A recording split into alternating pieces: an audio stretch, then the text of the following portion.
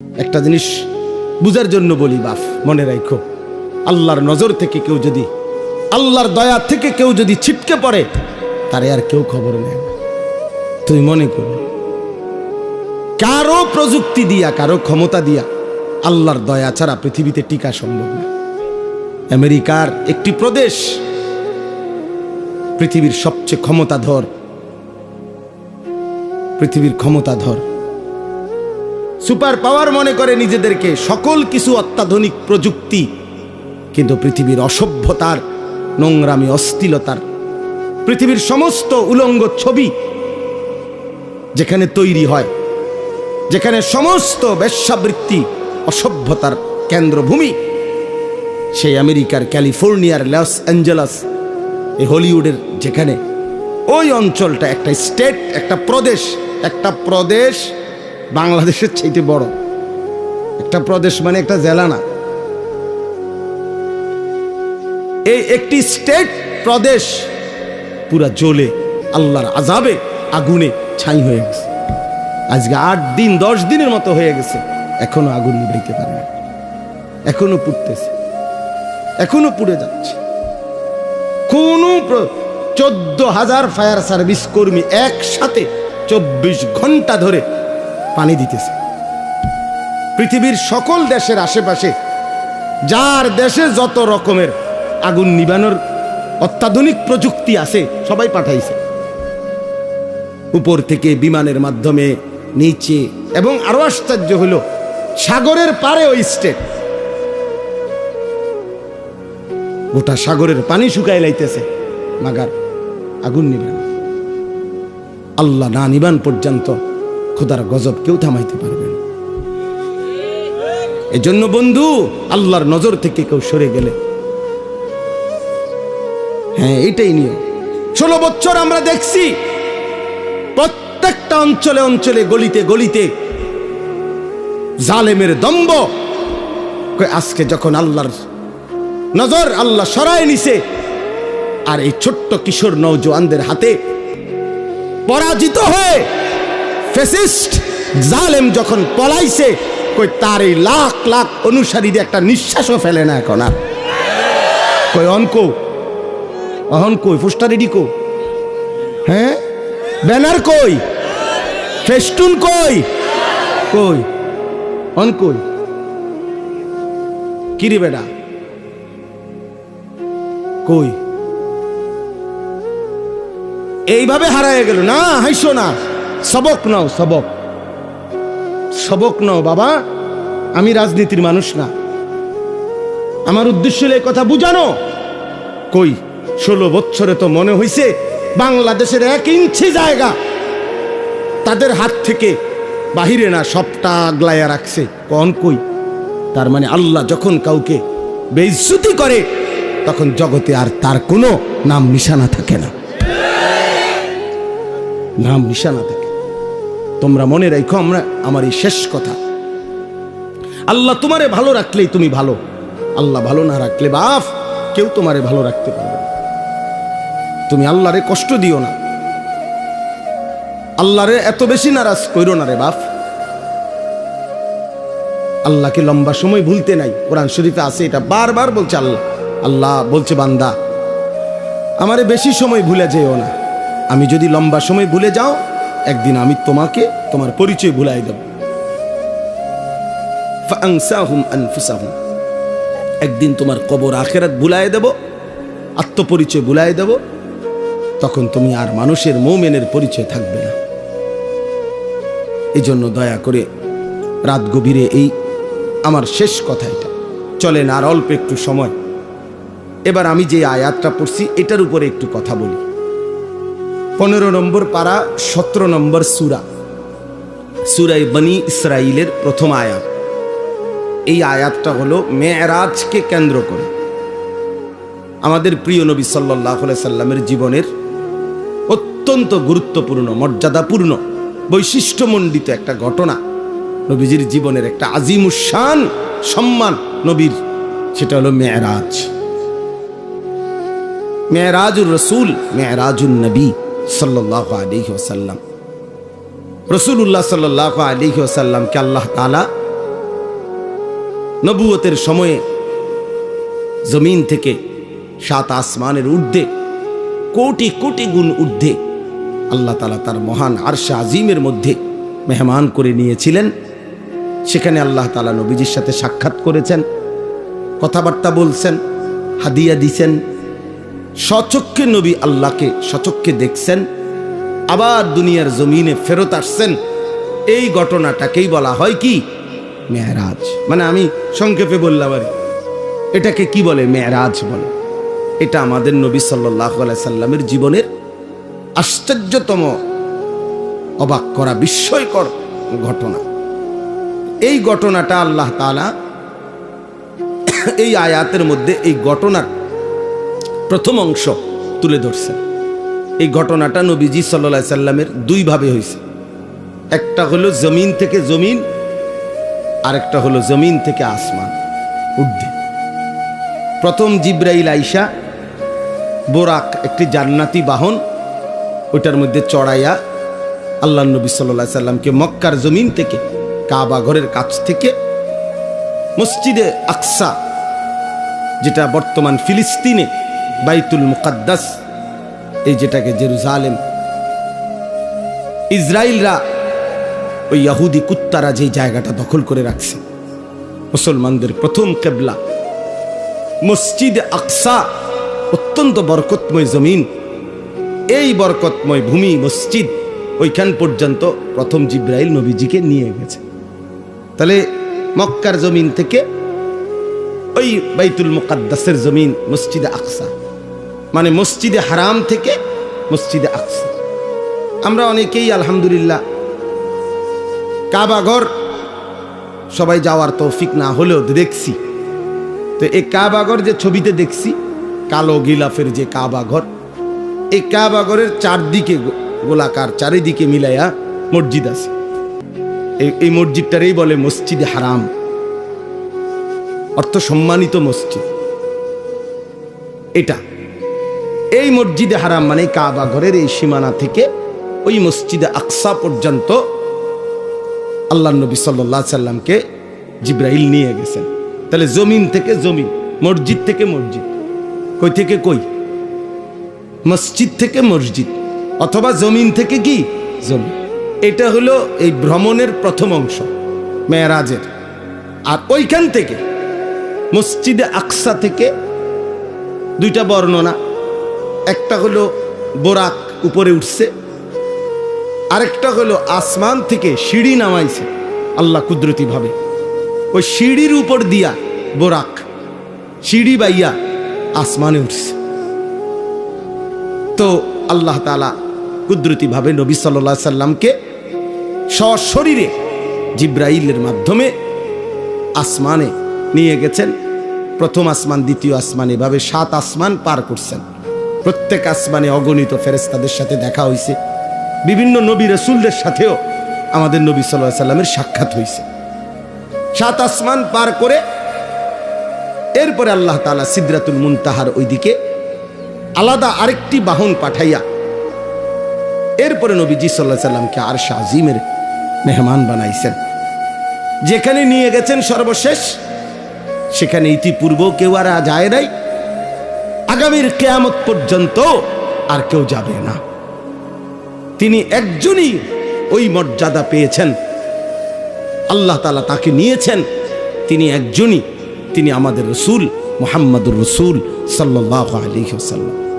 আল্লাহ তাআলা সর্বোচ্চ মর্যাদায়, আল্লাহর সৃষ্টির সর্বোচ্চ মাকামে আল্লাহ তাআলা নবীজিকে তুলেছেন। আরশে আজিমের উপরে নিয়ে আল্লাহ তাআলা নবী সাল্লাল্লাহু আলাইহি সাল্লামকে বুঝাইছেন যে বন্ধু, এবার শুধু আপনি সিরিয়ালটা বোঝেন, যে দেখেন এখন উপরে, আপনার উপরে আসি শুধু আমি আল্লাহ, এরপরে আপনি, এরপরে আমার গোটা সৃষ্টি আপনার কদমের নিচে, আরশে আজিমটাও আপনার কদমের নিচে। তাইলে এখন এবার স্তর বুঝতে কোন, প্রথমে আমি আল্লাহ, তারপরে আপনি রাসূলুল্লাহ, তারপরে গোটা সৃষ্টি। এই মর্যাদার হিসাব। সর্বোচ্চ প্রথম মর্যাদাবান মহান আল্লাহ, আল্লাহর পরে রাসূলুল্লাহ, এরপরে বাকি। এরপরে বাকিরা। এই জায়গায় নিয়ে গেছেন। কেন নিয়ে গেছেন তো সেটা আমি বলতেছি। আগে ঘটনার যেই প্রথম অংশ, অর্থাৎ জমিন থেকে জমিন, মসজিদ থেকে মসজিদ, এই কথাটা আল্লাহ এখানে বলছেন। সুবহানাল্লাযী আসরা, পবিত্রময় সত্তা সেই মহান আল্লাহ, বড় বেশি পবিত্রতম, যিনি তার বান্দা প্রিয় রসুলকে নিয়ে গেছেন রাত্রিবেলা মিনাল মসজিদিল হারামি ইলাল মসজিদিল আকসা, মসজিদে হারাম থেকে মসজিদে আকসা পর্যন্ত। কোন মসজিদ? মসজিদে আকসা। আল্লাহ বলেন আল্লাযী বারাকনা হাওলাহু, যেই মসজিদ, মসজিদে আকসা যার চতুর্দিকে আমি আল্লাহ রেখেছি অগণিত বরকত। লিনুরিয়াহু মিন আয়াতিনা, এক কথায় আল্লাহ উত্তর দিছে যে যদি বলো বান্দা আপনি আপনার রসুলকে কেন মেরাজ করাইলেন, কেন করাইলেন আপনি, তো আল্লাহ তাআলা নিজেই উত্তর দিছেন লিনুরিয়াহু মিন আয়াতিনা, আমি আল্লাহ তাআলার অসংখ্য অগণিত কুদরতের কোটি কোটি নিদর্শন জমিনে আসমানে আরশ পর্যন্ত আমার সমস্ত কুদরতের নিদর্শন বন্ধুকে সচক্ষে দেখাবার জন্য আমি নিয়ে গেছি। বন্ধুকে আমি অগণিত নিদর্শন দেখাইছি। আবার ওই মসজিদের কাছেও মসজিদে আকসা, সেখানেও আমার কুদরতের অগণিত নিদর্শন আছে। মানে পুরা সফরটাতেই আমি আল্লাহ তাআলা আমার রসুলকে অগণিত নিদর্শন দেখিয়েছি, এই জন্য নিয়ে গেছি। ইন্নাহু হুয়াস সামিউল বাসীর। ঘটনা শুনে এই দেখেন আল্লাহ তাআলা বলেন আমার রসুলের মেরাজের ঘটনা শুইনা তোমরা কে কি মন্তব্য করছো, কে কি গ্রহণ করছো, কে কদ্দুর গ্রহণ করেছ, কে বর্জন করেছ, কে টিটকারি করছো, আমি সবটা আমি আল্লাহ শুনেছি, শুনতেছি, এবং আমি আল্লাহ সচক্ষে দেখি। আমি সামি, আমি শুনি, আমি বসির, আমি দেখি। এত বড় বন্ধুকে পেয়ে, এত বড় বন্ধুর মর্যাদা শুনে তোমরা ইমানদাররাই বা কি করলা, নাফরমানরাই বা কি করলা, আমি এটা শুনতেছি, আমি এটা দেখতেছি। অতএব প্রিয় বন্ধু, এবার শুনেন, পুরা লম্বা কাহিনী বলা আমার পক্ষে সম্ভব না। এত রাত আপনাদের ইমাম সাহেবরা নিজ নিজ মসজিদের মধ্যে এটা বলে, মোটামুটি এটা নিয়ে আলোচনা হয়। আমি ঘটনা পুরা শুনাইতে চাচ্ছি না, আমি শুধু 2-3টা ছোট্ট ছোট্ট কথা মেরাজের ঘটনার থেকে বলতে চাই। 1 নম্বর কথা হলো রাসূলুল্লাহ সাল্লাল্লাহু আলাইহি সাল্লামকে আল্লাহ তাআলা এই মেরাজে কখন নিলেন। নবী সাল্লাল্লাহু আলাইহি সাল্লাম যখন আল্লাহর দ্বীন প্রচারের জন্য, দাওয়াতের জন্য মানুষের কাছে কালেমার দাওয়াত পৌঁছাইতে গিয়ে জুলুম, নির্যাতন, বেইজ্জতি, অপমান, এর চূড়ান্ত অপমানের শিকার হইছেন, জুলুমের শিকার হইছেন, এরপরে আল্লাহ তাআলা নবীকে তার সর্বোচ্চ মেহমান বানিয়ে মেরাজে নিয়ে গেছে। নবী সাল্লাল্লাহু আলাইহি সাল্লাম 10 বছর মক্কায় কালেমার দাওয়াত দিছেন। প্রতিদিন মক্কার কাফের কুরাইশরা দিবানিশি বিরোধিতা করছে, জুলুম করছে, নির্যাতন করছে, শারীরিক মানসিক সর্বদিকে। নবীর শরীরেও আঘাত করছে, মানসিকভাবে গালি গালাস, মন্দ সন্দ বলতো। নবীজি সাল্লাল্লাহু আলাইহি সাল্লাম কষ্ট পাইতেন, কখনো বলতো পাগল, গণক, জাদুকর ইত্যাদি ইত্যাদি। আল্লাহ নবী সাল্লাল্লাহু আলাইহি সাল্লাম একদিনের জন্য কারো বিরোধিতায়, কারো জুলুমে, নির্যাতনে, শত্রুতায় আল্লাহ নবী তার কালেমার দাওয়াত বন্ধ করে নাই।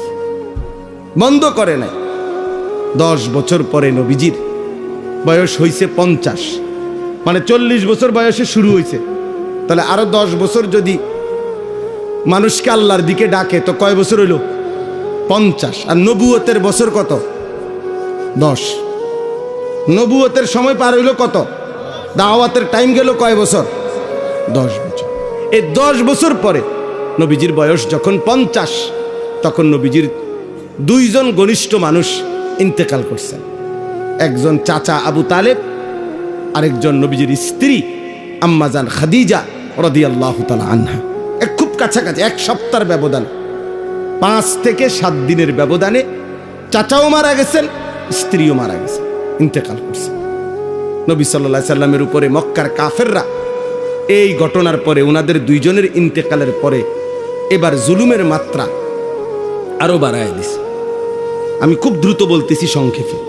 নবী সাল্লাল্লাহু আলাইহি সাল্লাম তখন এই মক্কা ছেড়ে, মক্কা থেকে পার্শ্ববর্তী তায়েফ, এই 10তম বছরের পরে 11তম বছরে নবীজি তায়েফ গেছেন। তায়েফে কালেমার দাওয়াত দিছেন দীর্ঘ 1.5 মাস পর্যন্ত, কিন্তু একটি লোক তায়েফের কালেমা গ্রহণ করেন, নবীজির কথাটাকে গ্রহণ করেন, বরঞ্চ সবাই দূর দূর করে তাড়ায় দিছে। এমনকি এই তায়েফের সর্দাররা তাদের ছেলেদেরকে, কিশোর ছেলেদেরকে লাগায় দিছে, এই লোকটা পাগল, নাউজুবিল্লাহ, যত মারো পাথর মেরে তারা বের করে দাও। আল্লাহ নবী সাল্লাল্লাহু আলাইহি সাল্লামকে তায়েফের বাচ্চারা অজরে পাথর মারছে, সারা দেহ নবী সাল্লাল্লাহু আলাইহি সাল্লামের রক্ত ঝরছে। নবীজির সাথে যেই সাহাবী ছিলেন, নবীজির পালক পুত্র যায়েদ ইবনে হারেসা, তিনি বলেন, আল্লাহর কসম, সেদিন তায়েফের রক্তে নবীজির পায়ের জুতা পা মোবারকের সাথে এইভাবে লাইগা গেছে, আমি যায়েদ কোনোভাবেই জুতা মোবারক খুলতে পারতেছিলাম না, এত রক্ত ঝরছে নবীজি। রাত্রিবেলা নবী সাল্লাল্লাহু আলাইহি সাল্লাম একটা আঙ্গুরের বাগানে তায়েফ থেকে ফিরে এই রক্ত মাখা শরীর নিয়ে আশ্রয় নিছে। রাত গভীরে আল্লাহর নবী, আমরা কিতাবে পড়ছি, নবী সাল্লাল্লাহু আলাইহি সাল্লাম বড় খুব কাঁদছেন রাত্রে, ওই রাত্রে ভীষণ কাঁদছেন নবীজি, আল্লাহর কাছে কাইন্দা দোয়া করছে। মাওলা, লম্বা একটা দোয়া আছে হাদিসে, আমরা পড়ছি এটা। এই দোয়ার মধ্যে নবী অনেকগুলো আবেগে বলছে আল্লাহর কাছে, আল্লাহ, আপনি আমারে কেমন উম্মত দিলেন, আমি তাদেরকে আপনার দিকে ডাকলাম, তারা বিনিময়ে আমাকে এভাবে পাথর মারল। আপনি আমারে কেমন শত্রুর কাছে দিলেন, আপনি আমারে কেমন অপরিচিত মানুষের কাছে দিলেন, যারা তাদের নবীকে এক বিন্দু কদর করল না, এভাবে পাথর মারল। এইভাবে অনেক মনের আবেগে আল্লাহর কাছে অনেক কথা বলে, দেখেন একটা কথা ওই হাদিসে আছে, ওই দোয়ার মধ্যে নবী একটা কথা বলছে, তবে আল্লাহ, মনের কষ্ট যাই তা বললাম, তবে আমার একটাই কথা, যদি আপনি আসমানওয়ালা মালিক আমার, আপনি যদি ইনলাম তাকুন আলাইয়া গাদাবুন ফালা উবালি, এই মাওলা, যদি আপনি আমার উপরে নারাজ না হন, আপনি যদি বলেন আপনি আমার উপরে অসন্তুষ্ট হন নাই, আপনি খুশি আছেন, তো আল্লাহ কসম, ফালা উবালি, আমি কোনো পরোয়া করি না, আমার কোনো চিন্তা করি না, আপনি রাজি থাকলেই আমার চলবে। এই কথাটা নবী বলছেন যে মাওলা, আপনি নারাজ হইয়েন না, আপনি আমার উপরে রাজি থাকেন, আমি বলবো, আমি দাওয়াত দিবই, আমি বলেই যাব। তো আল্লাহর নবী সাল্লাল্লাহু আলাইহি ওয়াসাল্লাম মক্কায় ফিরে আসছে। এই দেখেন ছেলেরা, বাপ, তোমরাও শোনো, এই যখন নবীজি এই রক্তাক্ত হয়ে মক্কায় ফিরে আসছে, এই 11তম বছর, 51 বছর নবীজির বয়স, এই তখন মক্কাবাসী এত বেশি বিদ্রুপ করছে নবীজিরে, রাত দিন টিটকারি করতে লাগছে, হায় মুহাম্মদ, তুমি শুনলাম তোমারে আল্লাহ বলে অনেক ভালোবাসে, তোমারে অনেক মর্যাদা দিব, তোমার অনেক সম্মান, কত কথাই তো তুমি কইলা, কত কিছুই তো শুনাইলা আমাগরে, কই আজকে আমরাও তোমারে তাড়ায় দিলাম, তায়েফে গেলা, সেখানের তারাও তোমারে তাড়াইয়া দিল, এমন কি ছোট ছোট বাচ্চারা তোমারে পাথর মারে, তো তোমার সম্মান কই, আর তোমার আল্লাহ কই, কই তোমার মর্যাদা, কই তোমার সম্মান? চিন্তা করে দেখেন। আচ্ছা, এই কথাটা বলার পর রাসূলুল্লাহ সাল্লাল্লাহু আলাইহি ওয়াসাল্লামের কলজাটার মধ্যে কেমন কষ্টটা লাগছে, একবার দুইবার না, পথে ঘাটে বলতে লাগছে যে হায় মুহাম্মদ, তোমার ইজ্জত কোথায়, সম্মান কোথায়, তোমার আল্লাহ তোমারে কই মর্যাদা দিল, তোমার বাচ্চারা পর্যন্ত পাথর মারে। এই তখন আল্লাহ তাআলা এই ঘটনার পরে তায়েফ থেকে ফিরে আসার কিছুদিন পর আল্লাহ তাআলা নবী সাল্লাল্লাহু আলাইহি সাল্লামের ব্যাপারে যখন মক্কাবাসী এইভাবে বিদ্রুপ করতে লাগছে, তখন আল্লাহ একদিন জিব্রাইলকে বলছে, জিব্রাইল যাও, যাও জিব্রাইল, আমার বন্ধুকে আমার কাছে নিয়ে আসো।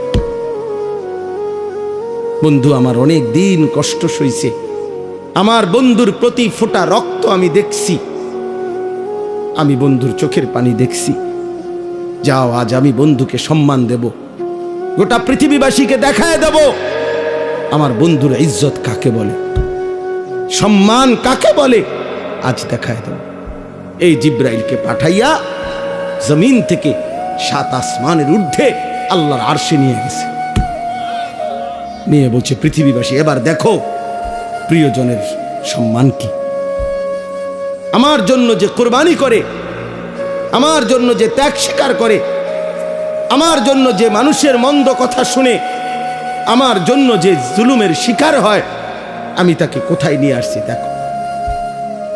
এই তখন আল্লাহ তাআলা নবী সাল্লাল্লাহু আলাইহি সাল্লামকে সর্বোচ্চ সম্মান দিয়েছেন, কারণ এর চাইতে ঊর্ধ্বে কোনো মাখলুক, আল্লাহর কোনো সৃষ্টি উঠতে পারে না, পারেও নাই, পারবেও না, পারবেও।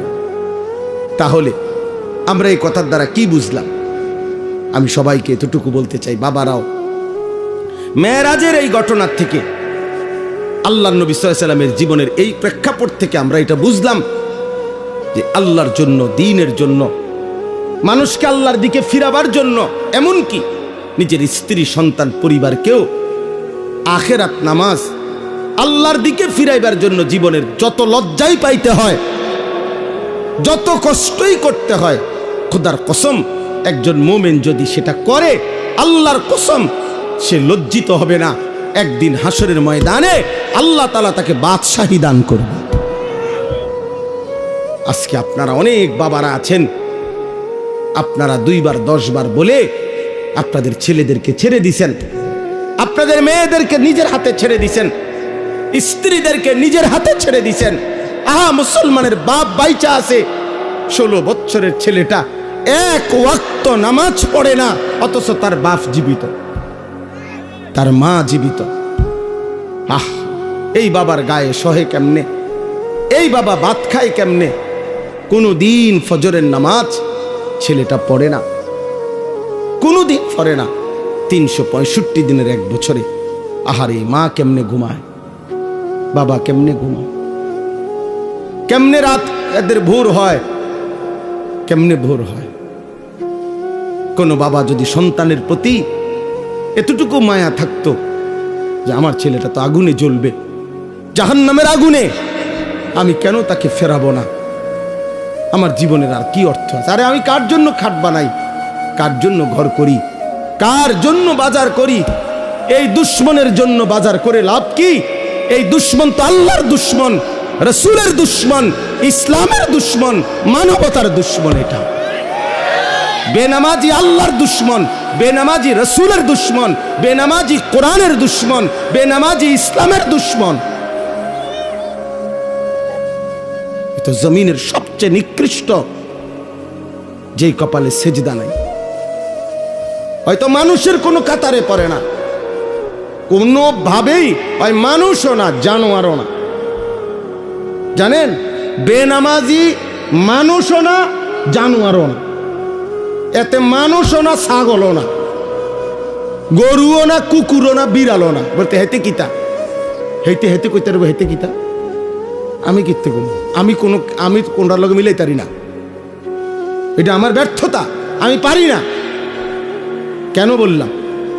মানুষ তো বলে তাকে যাকে আল্লাহ তাআলা ইবাদতের জন্য বানাইছে। কি আল্লাহ বলে নাই এ কথা? তাইলে যার দ্বারা ইবাদত হচ্ছে না সে তো মানুষ না। আবার জানোয়ার বলবেন কেমনে?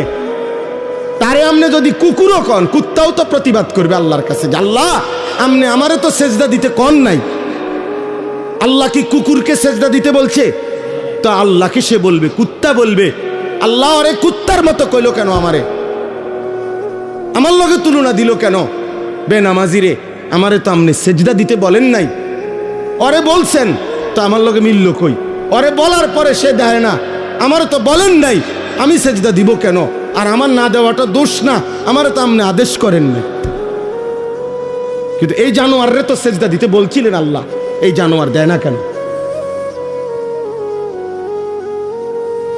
এই জন্য মনে রাখো বাত আর বেডি সাউন্ড আর মোবাইল দেখো আর বন্ধুদের আড্ডা মারো, আহা শয়তান তোমাগরে কাম ধরাইয়া দিছে, শুধু চুল ফিরাইবা, মাসে মাসে চুলের ডিজাইন বদলাবা, প্যান্টের ডিজাইন বদলাবা। এই শরীর, এই স্বাস্থ্য, যৌবন, পাউডার এবং একটু সাজগোজ, ডিজাইন, ফ্যাশন, এতটুকুর পিছনে এমন সুন্দর সময় হায়াত শেষ করে দিলা। কিসের পিছনে শেষ করলা বাবা? কিসের পিছনে? প্রিয় ভাই বলো। কেউ কারো দিকে বলো না, তুমি হাতেরে কইও না। একজন আরেকজনরে বললা পারতা না। হাসি দিয়ে আমার কথা উড়াই দিও না, হাসি দিয়া উড়াই দিও না বাপ। একদিন দেখবা, একদিন মনে রাখো এমন হবে তোমারে কেউ ডাকবে না,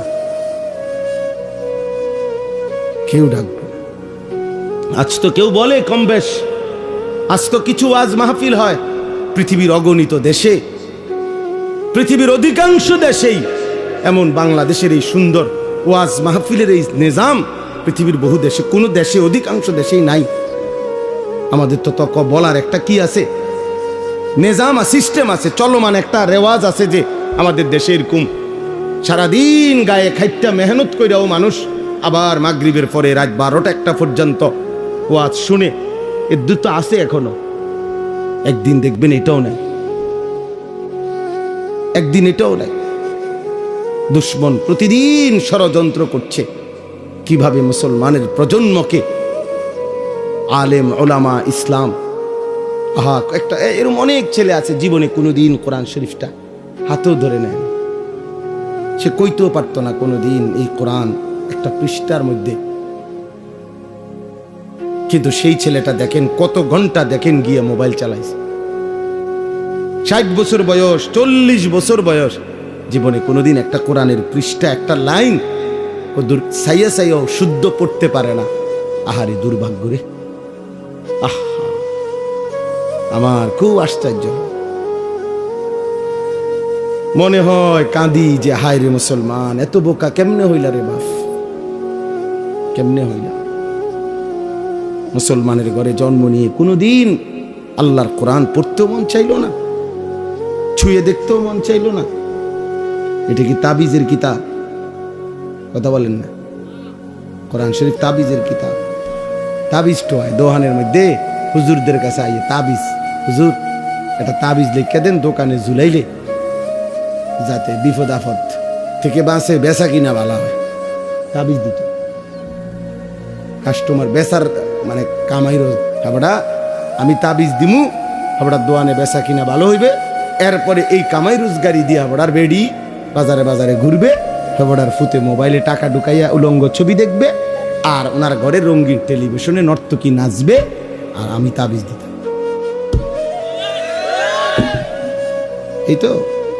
এই তো বিবেক, এই তো ইনসাফ। আল্লাহ আমাদেরকে বুঝ দান করেন। আমার কথা শেষ, আমার মূল বক্তব্য। অনেক উদাহরণ মেরাজের ঘটনা থেকে অনেক কিছু বোঝানো যায়। এই একটা জিনিস বুঝাইলাম যে তোমরা ছেলেরাও বাবা, প্রিয় ভাই, আবারও বলছি, তোমরা আল্লাহর জন্য, নামাজের জন্য ফিরে আসো। এমন জীবন নষ্ট করো না। আমি বললাম কেউ খবর নিবে না, কেউ খবর নিবে না। একটা জিনিস বুঝার জন্য বলি বাপ, মনে রাখো, আল্লাহর নজর থেকে কেউ যদি, আল্লাহর দয়া থেকে কেউ যদি ছিটকে পড়ে, তারে আর কেউ খবর নেয় না। তুই মনে করো, কারো প্রযুক্তি দিয়া, কারো ক্ষমতা দিয়া আল্লাহর দয়া ছাড়া পৃথিবীতে টিকা সম্ভব না। আমেরিকার একটি প্রদেশ পৃথিবীর সবচেয়ে ক্ষমতাধর, পৃথিবীর ক্ষমতাধর সুপার পাওয়ার মনে করে নিজেদেরকে, সকল কিছু অত্যাধুনিক প্রযুক্তি, কিন্তু পৃথিবীর অসভ্যতার, নোংরামি, অশ্লীলতার, পৃথিবীর সমস্ত উলঙ্গ ছবি যেখানে তৈরি হয়, যেখানে সমস্ত বেশ্যাবৃত্তি, অসভ্যতার কেন্দ্রভূমি, সেই আমেরিকার ক্যালিফোর্নিয়ার লস অ্যাঞ্জেলস, এই হলিউডের যেখানে, ওই অঞ্চলটা একটা স্টেট, একটা প্রদেশ বাংলাদেশের চাইতে বড় একটা প্রদেশ, মানে একটা জেলা না, এই একটি স্টেট প্রদেশ পুরা জ্বলে আল্লাহর আযাবে, আগুনে ছাই হয়ে গেছে। আজকে 8 দিন 10 দিনের মতো হয়ে গেছে, এখনো আগুন নিভাইতে পারেনি, এখনো পুড়তেছে, এখনো পুড়ে যাচ্ছে। কোন 14,000 ফায়ার সার্ভিস কর্মী একসাথে 24 ঘন্টা ধরে পানি দিতেছে। পৃথিবীর সকল দেশের আশেপাশে যার দেশে যত রকমের আগুন নিভানোর অত্যাধুনিক প্রযুক্তি আছে সবাই পাঠাইছে, উপর থেকে বিমানের মাধ্যমে, নিচে, এবং আরো আশ্চর্য হলো সাগরের পারে ওই স্টেট, গোটা সাগরের পানি শুকায় লাইতেছে, মাগার আগুন নিবান। আল্লাহ না নিবান পর্যন্ত খোদার গজব কেউ থামাইতে পারবেন। এজন্য বন্ধু, আল্লাহর নজর থেকে কেউ সরে গেলে, হ্যাঁ এটাই নিয়ে 16 বছর আমরা দেখছি প্রত্যেকটা অঞ্চলে অঞ্চলে, গলিতে গলিতে জালেমের দম্ভ।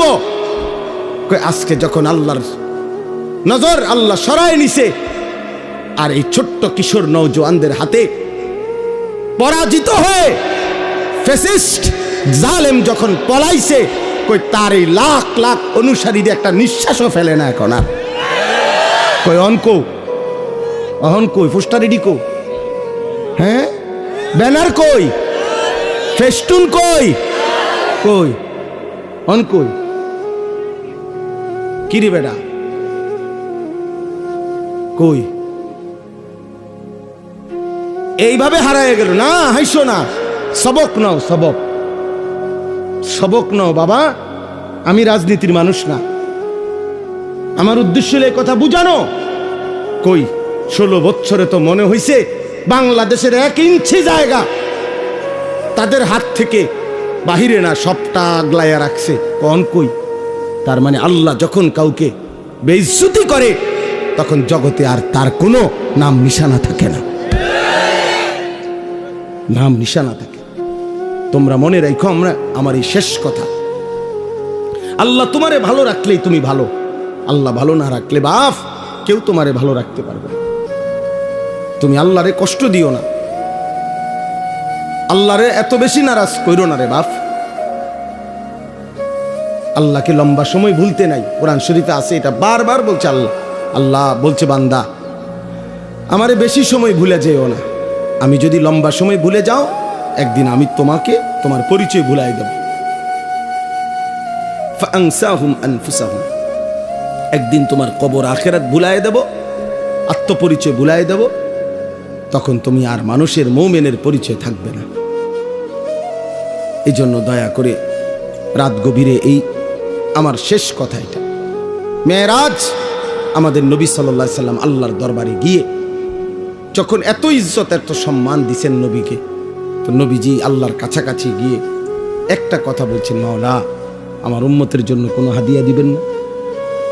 আমাকে তো আপনি সম্মান দিলেন, আমি খুশি হইলাম, আমার চোখের পানি আপনি মুছে দিলেন, আমার রক্তের চিহ্ন মুছে গেল, আমার কলিজার দুঃখ সব দূর হয়ে গেল, আমি আপনাকে দেখলাম, আমারে আপনার কাছে আনলেন, আমার উম্মতের জন্য কিছু দিবেন? আমি যে আবার দুনিয়ার জমিনে ফিরে যাব, আমার উম্মতকে কি দেব? তো আল্লাহ তাআলা বলেন, বন্ধু গত 10টি বছর 11 বছর আমি আপনার উপরে কত বিধান কত আয়াত জিব্রাইলের মাধ্যমে নাজিল করেছি, কিন্তু আমি এই 11টি বছর একটা আমল আমি শুধু রেখে দিছিলাম আমার কাছে, জিব্রাইল রে দিয়া পাঠাই নাই। আমি আল্লাহর আশা ছিল, আমার ইচ্ছা ছিল আপনি বন্ধুকে কাছে আইনা ওই আমলটি আমি আপনার হাতে তুলে দেব, আমি সরাসরি আমার কুদরতি হাতে আপনার হাতে তুলে দেব। এই জন্য বন্ধু আপনারে আগলায় রাখছি। ওই দেখেন এই কয়েকজন ছেলে, দেখেন এই বাবা তোমরা চলে যাও বাপ, এই যে তোমরা এই কয়েকজন শুয়ে লাইছো যে ছেলে, বাবা তুমি চলে যাও বাবা, এই অসভ্যতার চাইতে চলে গেলে তো ভালো দোস্ত। তোমার মতো 2 জন ফালতু লোক না বসলেও তো চলতো বাপ। যাও তোমরা উঠে যাও ভাইয়া, এই যে গেঞ্জিওয়ালা ছেলে তুমিও চলে যাও বাবা, তোমারই বলছি পিছে চাও কা, যাও গা আব্বা, কি দরকার কষ্ট করতেছো শুধু শুধু এখানে, কি ভাবছো নিজেরে? হ্যাঁ কি ভাবছো? মাতবর? হ্যাঁ, মাতবর মনে করে নিজের না। কেউ কিছু বলিন না, নাই মায়ও কিছু বলে না, বাবাও কিছু বলে না, গ্রামের সমাজের দেশের কেউ কিছু বলে না, সবাই ভয়ে কাঁপে। ছেলেপেলেরা স্বাধীনভাবে যা মন চায় তাই।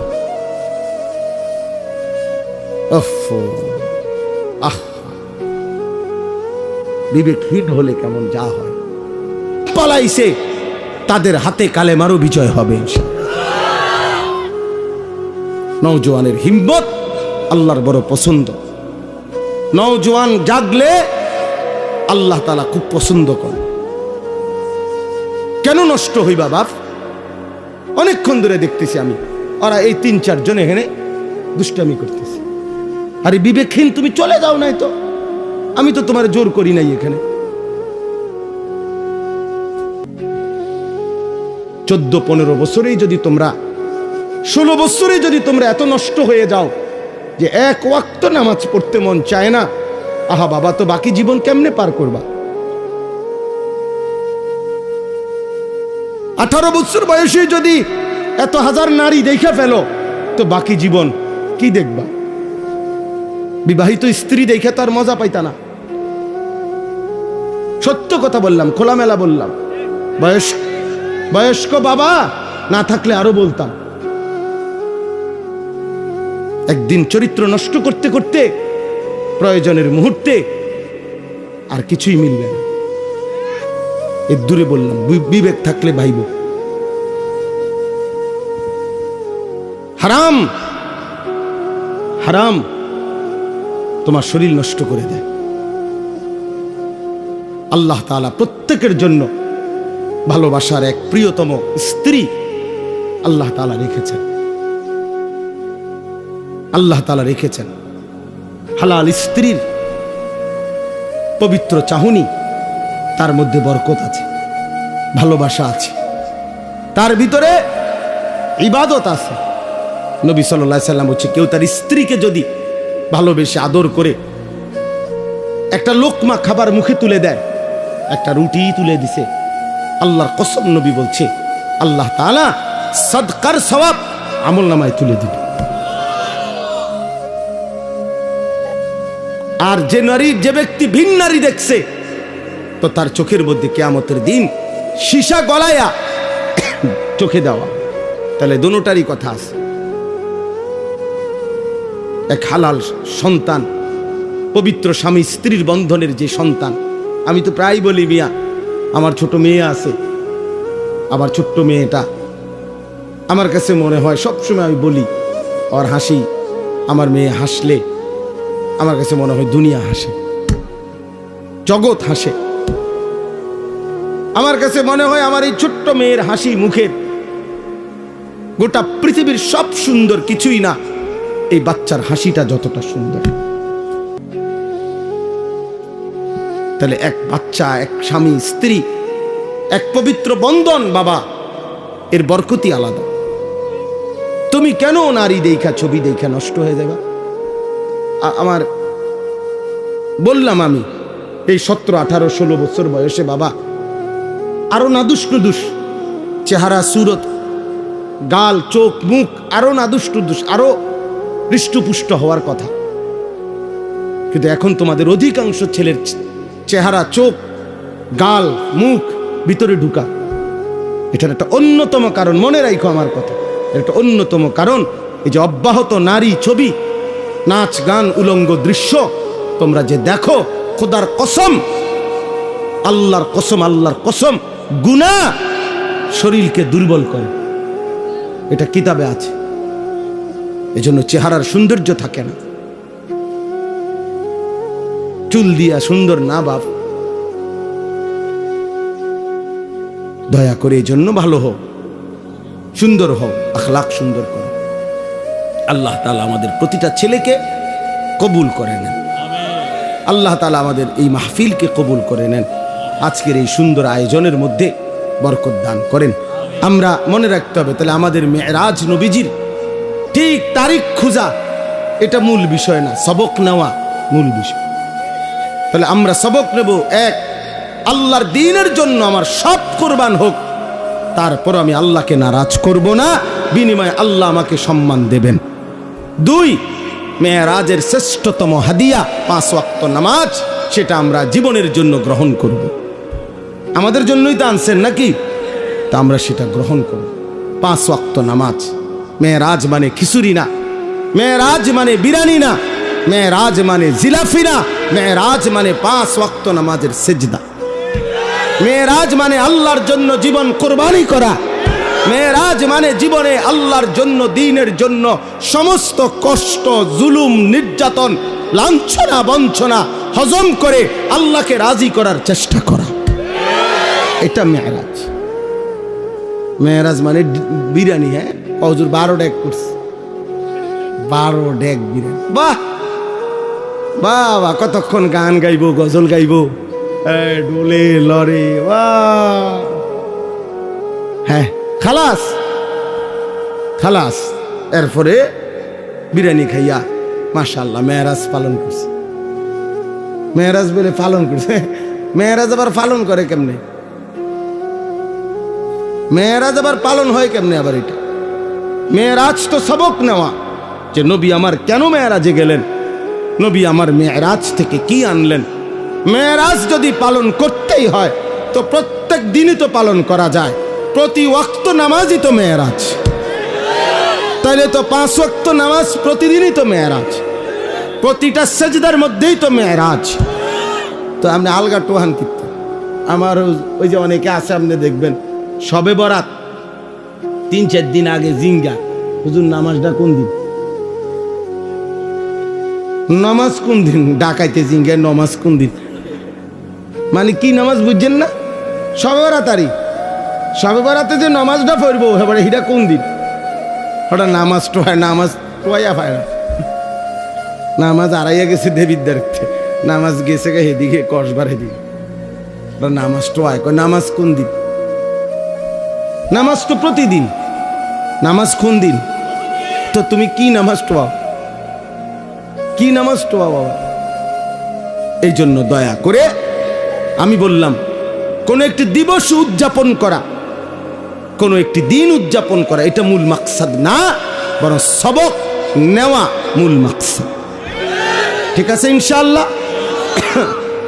নওজোয়ান রাগ হইও না, যখন যারে জেদ্দুর ধমক দিছি তোমার ভালোর জন্য বলছি, তুমি ভালো হইলে আমারও লাভ, তোমারও লাভ। তুমি সেজদা দিলে আমারও সওয়াব, তোমারও সওয়াব। তোমরা আগাইলে ইনশাআল্লাহ ইসলাম আগাবে, আগামী দিনে ইসলামের পতাকা উড়বে ইনশাআল্লাহ। সারা পৃথিবী আমরা আশাবাদী খুব, যে ইনশাআল্লাহ আগামী সময়টা আমাদের ইসলামের। হ্যাঁ, এটা একটা সিরিয়ালে আছি আমরা, মানে এটা একটা নিয়ম আছে। কোরআন শরীফে একটা আয়াত আছে, আল্লাহ বলছে আমি মানুষের অবস্থা বদলাই, পরিবর্তন করি। ওয়াতিলকাল আইয়ামু নুদাবিলুহা বাইনান নাস। এজন্য মানুষ সবসময় হাসে না, সবসময় কাঁদে না, মানুষ সবসময় সুখে থাকে না, সবসময় দুঃখেও থাকে না, মানুষ সবসময় অসুস্থ থাকে না, সবসময় সুস্থও থাকে না। ঠিক কিনা? অবস্থা কি হয়? পরিবর্তন হয়। মুসলমানদের অবস্থা, একসময় পৃথিবীব্যাপী মুসলমানদের বাদশাহী ছিল, খেলাফত। আজকে 100 বছরের বেশি হয়ে গেছে মুসলমানদের খেলাফত নাই। মুসলমান আমরা আজকে 100 বছরের বেশি নির্যাতিত, মজলুম, সারা পৃথিবীতে জুলুমের শিকার। তো কাজেই আল্লাহ বলছে আমি মানুষের অবস্থা বদলাই।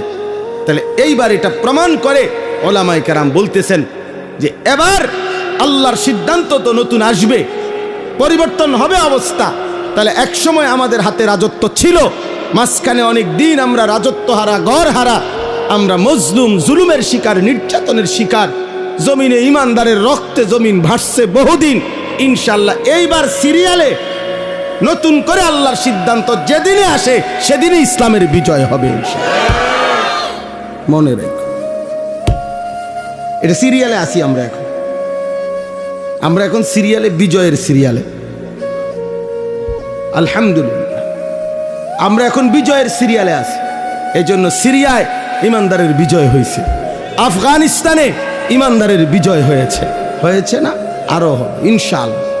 আরো ফিলিস্তিনে একদিন ঘুম থেকে জায়গা, তোমরা শুনবা ইসরায়েলের কুত্তারা নাই,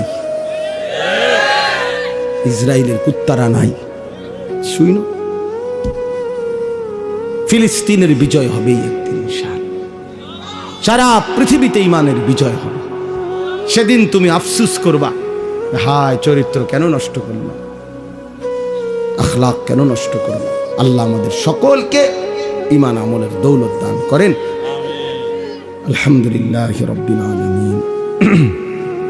আল্লাহুম্মা আনতাস সালাম ওয়া মিনকাস সালাম, তাবারাকতা ইয়া দাল জালালি ওয়াল ইকরাম।